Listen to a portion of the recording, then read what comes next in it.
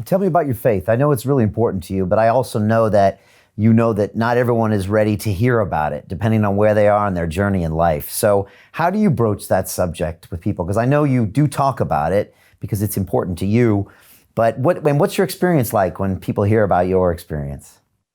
Well, it's crazy because when I first started speaking, Brian, and especially in the Midwest here in the United States, where they don't have a real knowledge of the mob life or down south, they used to put, mob guy. People used to come to see the mob guy. When I was speaking in a church and sharing my testimony, they didn't really, so many people just came to hear the mob story, but they went out hearing about my faith. And what I tell them is this: listen, I'm not here to impose my faith on you. And I'm not trying to turn you into a Christian. I can't do that. That's not what I'm here for. I'm merely here to share what God has done in my life. And you take it, you can accept it or reject it. And I tell the story of the impact that God has had on my life. And I tell them straight out, look, I believe this with all my heart. I should either be dead or in prison for the rest of my life, because for 25 years on the street, that's what I earned. That's what probably I deserved. But for some reason, God had a different plan and a purpose for me. And you could see for yourself, this is how it's worked out. I'm not involved in criminal activity anymore. I'm trying to do the right thing. It looks like I found favor with God, and he's allowing this to grow. And that resonates with people. Too many Christians, in my opinion, are too judgmental. They're ready to attack people for what they're doing. I have no right to judge anybody from where I came from, and you don't know what's in a person's heart all the time. Because look, I can tell you this, Brian, I did a lot of things on the street that I wasn't comfortable with.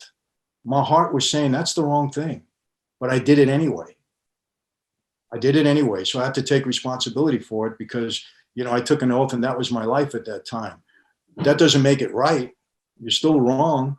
But I think in my play, God has seen my heart and said, okay, there's something I can work with that guy, because he knows our hearts. And this resonates among people because the proof is always in the pudding. I mean, here I am 25 years later.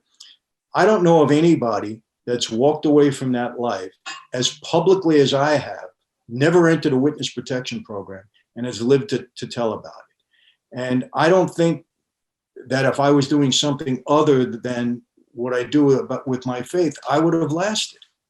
I don't think I would have lasted, Brian, and I'm being as perfectly honestly with that. So I give God the credit because that's where it's due. Yeah, and I also think you get what you give. Call it karmic debt or call it something to do with faith. I mean, the world returns the energy that you're putting out there. It just does. And if you let a long enough timeline, it will. And if you're actually doing good things and putting out good energy to the world, it will come back to you, and vice versa. At least that's what I've seen. Yeah, and people said to me, well, you still can get killed tomorrow. I said, yeah, but I'm 69 years old. I'm not a kid. God has given me some good length in my life. So I also say this, and Brian, you can take this to the bank. If you're a made member of that life and you die of old age and you die free, you've really accomplished something.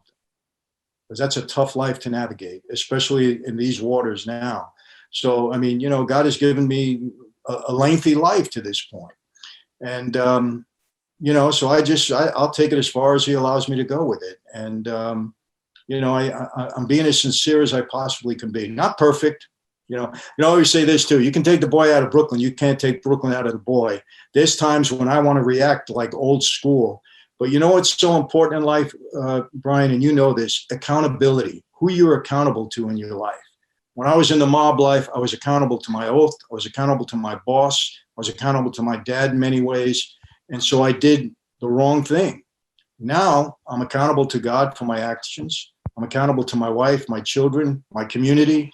And it keeps me straight in the right direction, because when I have an instinct to do something wrong, it's like I get a tap on the shoulder and say, hold it, you're not that guy anymore. That's not the way to react.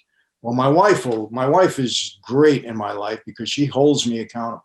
Tells me straight out, don't think you're going back to jail again. I'm going to be here for you. She lets me know. I'm telling you, I'm coming off a stage one day.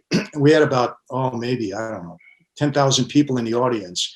And as I'm walking off, people are getting up and they're cheering and great, and I walk down and my wife is saying, she looks at me and she says, remember this, you're a lot more blessed than you are good. and she just takes me down like, you know, a notch. You got to have that in your life. You got to.